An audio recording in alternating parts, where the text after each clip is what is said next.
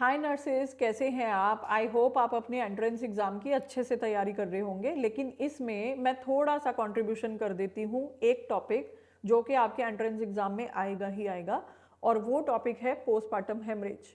मुझे अभी भी याद है जब मैं एमएससी नर्सिंग कर रही थी, तो मेरा रिसर्च का जो टॉपिक था that was management of fourth stage of labour. अब ये डायरेक्टली पीपीएच के साथ रिलेटेड ही स्टडी थी। इंडिया में मैटरनल मॉर्टेलिटी रेट अगर देखें तो 25% ऑफ मैटरनल डेथ्स जो हैं वो पीपीएच की वजह से होती है। पीपीएच एक ऐसी कंडीशन है जो कि टोटली प्रिवेंटेबल है, लेकिन अगर नर्सेज को अच्छे से इस चीज़ के बारे में टीचिंग ना दी जाए तो ये डेथ टोल कभी भी डिक्रीज नहीं हो सकता। तो चलिए इसके बारे में बात करते हैं। पोस्टमार्टम हेमरेज का मतलब होता है नॉर्मल वेजाइनल डिलीवरी या सिजेरियन डिलीवरी के बाद यूट्रस से बहुत ज़्यादा ब्लीडिंग होना। अब कितनी ब्लीडिंग को हम लोग पीपीएच बोलते हैं, तो सुनिए। नॉर्मल वेजाइनल डिलीवरी के बाद अगर 500 ml से ज़्यादा ब्लीडिंग होती है तो उसको पीपीएच बोलते हैं। सिजेरियन डिलीवरी के बाद अगर 1000 ml से ज़्यादा ब्लीडिंग होती है तो उसको पीपीएच बोलते हैं। यही अगर एक एनीमिक वुमेन है जिसका जो एचबी है वो लेस देन 8 है, तो उसके केस में इवन 250 ml का जो ब्लीडिंग है it will be considered under PPH. अब जो पीपीएच है वो किन औरतों में ज़्यादा होता है? देखिए, टेक्निकली स्पीकिंग जिन औरतों में यूट्रस का जितना बड़ा साइज होगा उतनी ही डिफिकल्टी होगी डिलीवरी के बाद यूट्रस को इनवॉल्यूट होने में। तो इन औरतों में पोस्टपार्टम हेमरेज के चांसेस ज़्यादा होते हैं, जैसे कि मल्टीपल जेस्टेशन वाली, जैसे कि पॉलीहाइड्रामिनोज वाली मदर, जैसे कि ऐसी मदर जिसका बिग बेबी हो, डायबिटिक मदर हो गई जिसको प्रेगनेंसी के टाइम में इक्लेम्शिया, प्री इक्लेम्शिया या हाइपरटेंशन इन प्रेगनेंसी होता है, ऐसी मदर जिसको कोई कोआगुलेशन डिसऑर्डर्स हैं, राइट, और कोई भी हाई रिस्क प्रेगनेंसी। तो इन सारे केसेस में पीपीएच होने के चांसेस इंक्रीज होते हैं। तो हमें ऑलरेडी बहुत अच्छे से पेशेंट की हिस्ट्री पता होनी चाहिए कि ये जो पर्टिकुलर पेशेंट आपके पास है, क्या इनमें से कोई रिस्क फैक्टर तो इसकी ज़िंदगी में नहीं है। अगर है तो हमें पीपीएच के लिए इस पेशेंट को अच्छे से मॉनिटर करना होगा।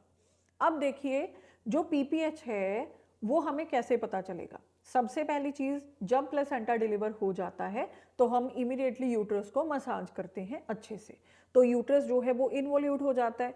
अगर प्लेसेंटा निकल चुका है, साथ में सारी जो मेम्ब्रेन्स हैं वो निकल चुकी हैं, यूट्रस एकदम से साफ है, तो यूट्रस में से ब्लीडिंग नहीं होगी। लेकिन अगर कुछ बिट्स ऑफ प्लेसेंटा अंदर रिटेन रह जाता है या मेम्ब्रेन्स रिटेन रह जाती हैं, तो यूट्रस को ऐसे लगेगा जैसे उसके अंदर प्रोडक्ट ऑफ कॉन्सेप्टस यानी कि बेबी है, तो यूट्रस कभी भी कॉन्ट्रैक्ट नहीं करेगा, इन्वॉल्यूट नहीं करेगा।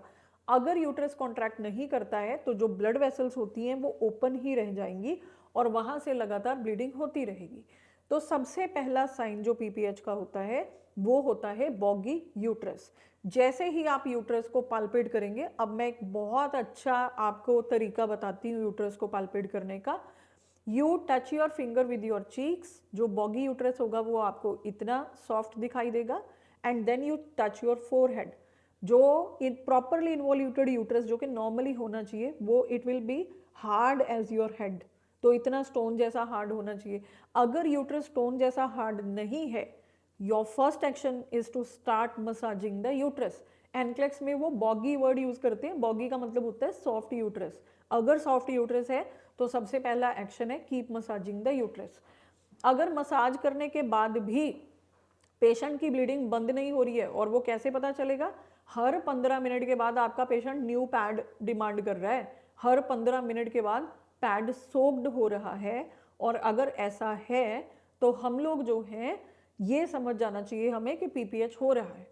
अब अगर मसाज से पीपीएच ठीक नहीं होता फिर हम डॉक्टर को इन्फॉर्म करेंगे, और डॉक्टर जो है वो यूट्रोटॉनिक मेडिकेशन देने को बोल सकता है। अब जो यूट्रोटॉनिक मेडिकेशंस होती हैं वो हमारे पास जैसे ऑक्सीटोसिन हो गया, कार्बोप्रोस्ट हो गया, मेथर्जिन हो गया, ये मेडिसिन हम लोग देते हैं। अगर इनसे भी काम नहीं बनता है तो फिर ये पक्की बात है कि यूट्रस के अंदर रिटेन बिट्स ऑफ प्लेसेंटा है या कोई ना कोई ब्लीडर ओपन है, जैसे एपिजोटमी वगैरह से जहाँ से ब्लीडिंग हो रही है। तो जैसे ही हमने यूट्रोटॉनिक मेडिकेशन दी और पीपीएच बंद नहीं हुआ तो फिर पेशेंट को एक्सप्लोर करने के लिए, उसके यूट्रस को एक्सप्लोर करने के लिए ओटी में लेके जाते हैं।